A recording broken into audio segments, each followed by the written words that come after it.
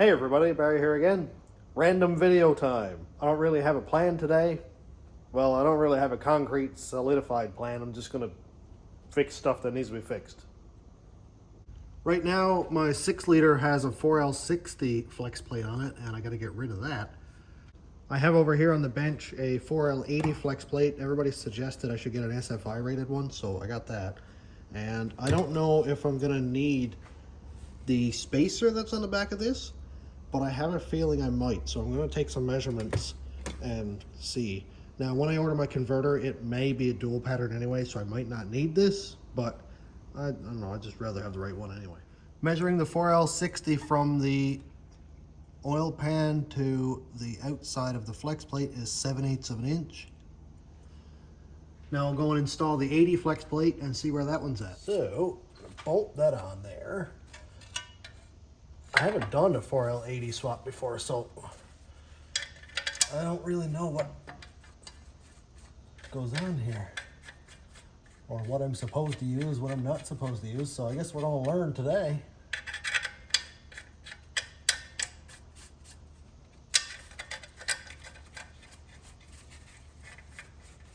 All right, let's thread them in there a little extra so I don't end up cross-threading and stripping a crank. That would suck.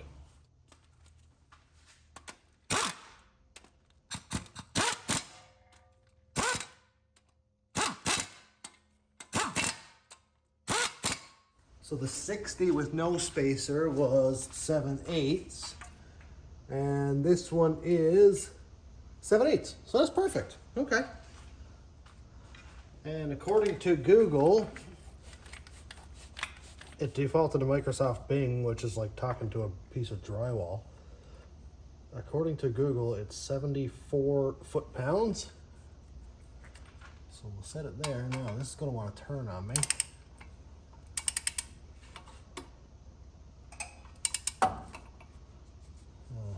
Now, where can I put my chisel? Yes, every mechanic should have a chisel, apparently. Just get that around there. Come on, click. I'll put it right there, look at that.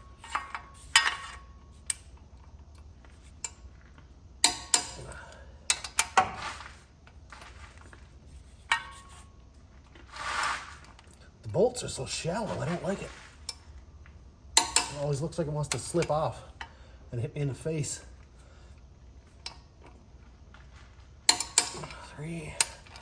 74 foot-pounds doesn't seem like much until you're hanging off the bar or off the ratchet.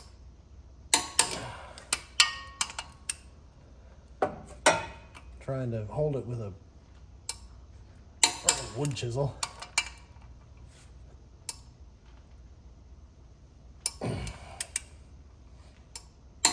Okay, that's all 6. Yeah, I did make sure that there's no cracks in the flex plate or anything like that. That's always everybody's first thought, is they like to crack around here or like around the bolt circle, but this one looks perfectly fine. Now that the flex plate is fixed, I can focus on my stripped out oil pan right here. So this is supposed to be an M6 bolt, and it's stripped out from just being used so many times. So I'm gonna tap it out to M8. So let me get my drill in here. That is too long. Lovely. I don't know if I can get that in straight or not. Not very likely, nope. Well, I guess I'll try to drill the tap right in through it by itself, just with the ratchet. Tight spaces in these trucks, man. All right, I'm back with another drill. And also, it's a new day because yesterday I backed up and bounced my head off the lift, and I was like, okay, I'm done. So let's see if the old air drill can get in the right angle. Oh yeah, look at that. Sweet. Now, get this in there straight, Barry, and don't mess it up. Oh yeah. Of course, I don't have a key for it because it's 110 years old.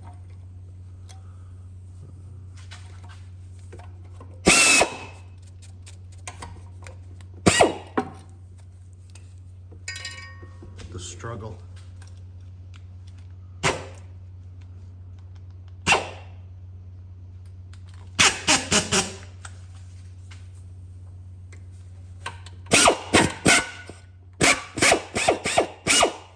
Alrighty.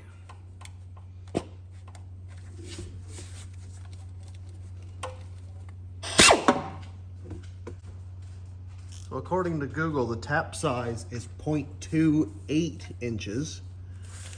And the closest I had to that is a quarter, so that'll have to do.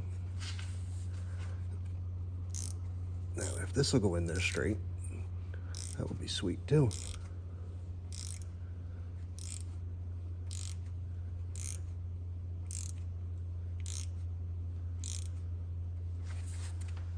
My turbo feed fitting is only a single one in the middle, so I've got lots of room to drill this side out or whatever and put an M8 bolt in there. Along with this one, I also have the two bottom bell housing bolts stripped out. Or not, well, I guess stripped, just used up, and they just spin around now. Is this tapping at all, I wonder? Oh, it looks like it's going in there somewhere, yeah. Okay, we're making threads.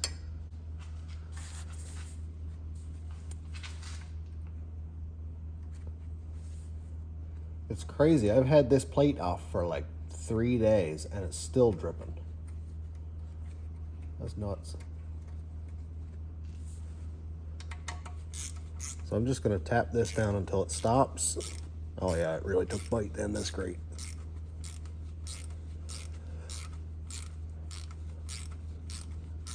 Just tap that in until it stops and then we've got brand new threads.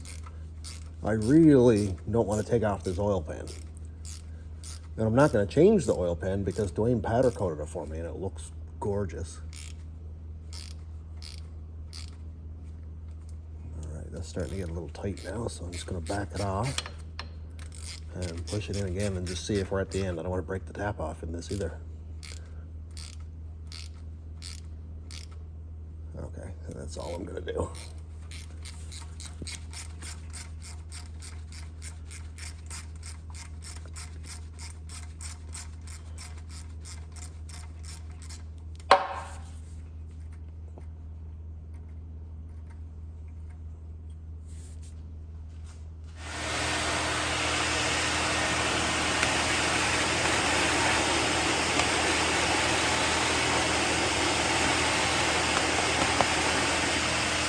One thing I never liked was how my oil line came like pretty much right here and it was about a ½ an inch above the front drive shaft.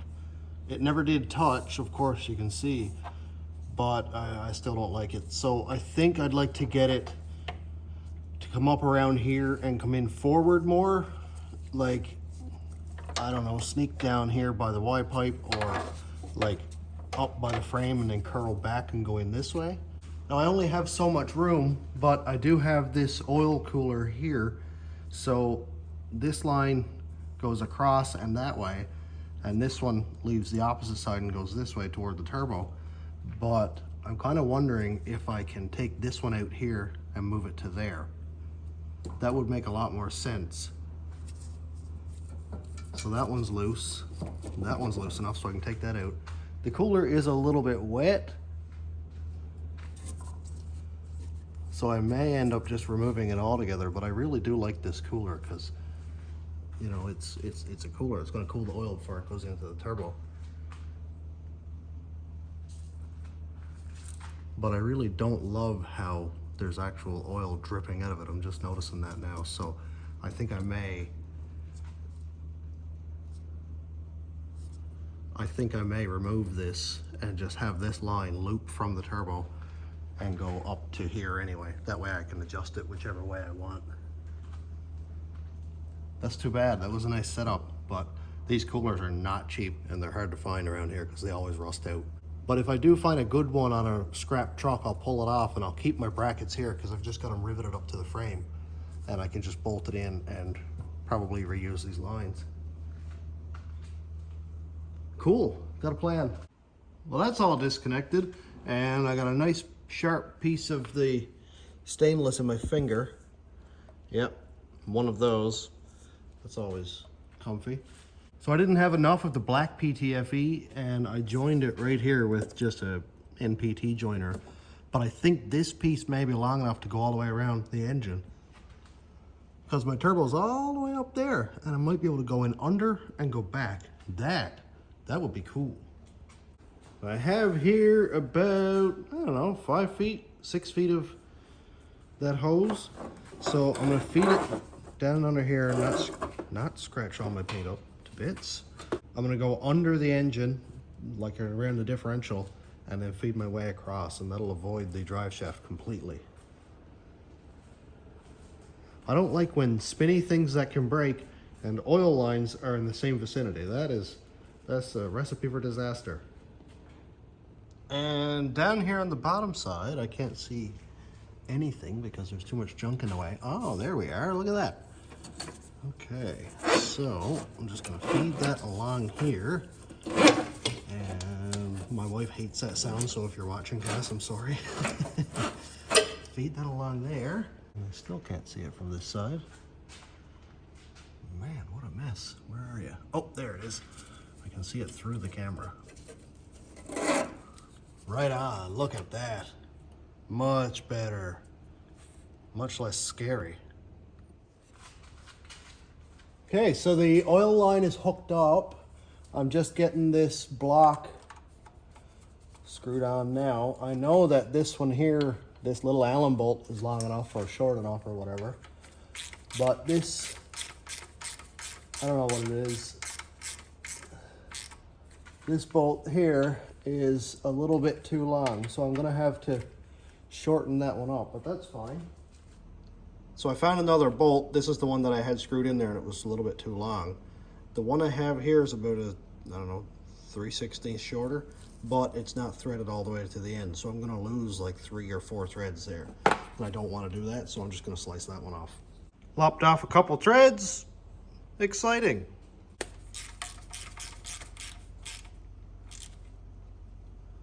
And that is it. Look at that.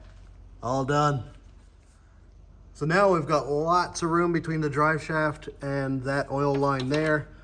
Look at that. Got an inch there for sure.